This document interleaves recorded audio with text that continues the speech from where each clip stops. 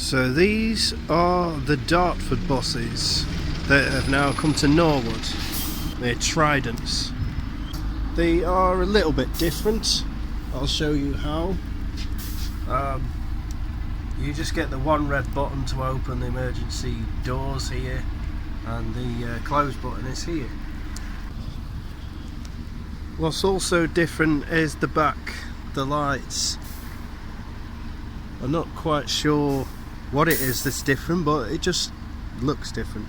And you might have noticed that DT's been rubbed off and they've put N on. Another quality feature is electric blinds. The gear shift buttons are in front of the handbrake instead of behind, which can be a little misleading sometimes.